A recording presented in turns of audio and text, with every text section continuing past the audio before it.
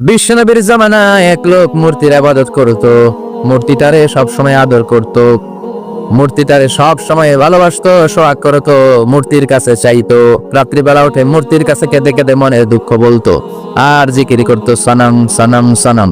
আর সনমের বিপরীত কি? সমাদ। একদিন তার প্রিয় মূর্তিটাকে রেখে, তার কল্পিত খোদাটাকে রেখে সে বাজারে গেল। বাজার থেকে এসে দেখে তার মূর্তি গোসল করে দাঁড়ায় আছে, উপরে পানি, গোসল করা পানি। He thought it is the water of mercy and বারাকা। সে ভাবলো যেহেতু আমার খোদার গায়ের পানি, এটা রহমতের পানি হবে।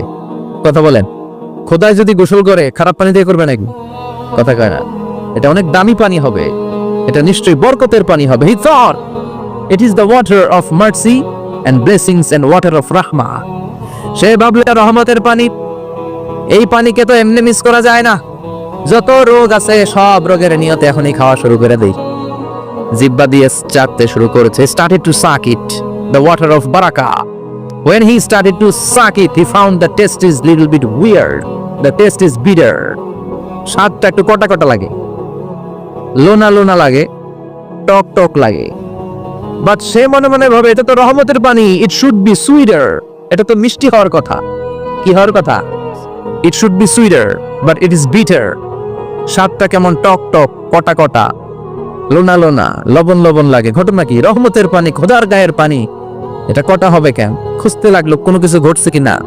আশেপাশে তাকায় দেখে হাদিসে এসেছে সালাবান। সালাব মানে কি কে জানে?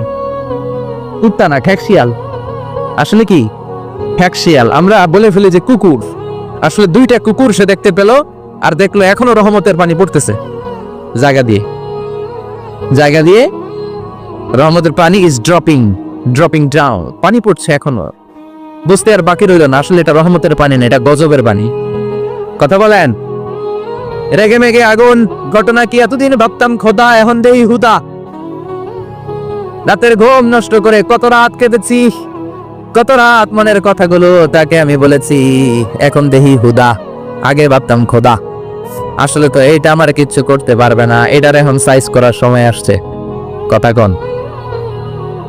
মূর্তিটাকে নিয়ে জমিনের মধ্যে আছড়াতে শুরু করলো, ভাঙতে ভাঙতে হাত আলাদা করলো, খোদার হাত পা সব আলাদা করে ফেলছে, খোদারে মাইরা সাইজ করে তুরজা করে ফেলাইছে।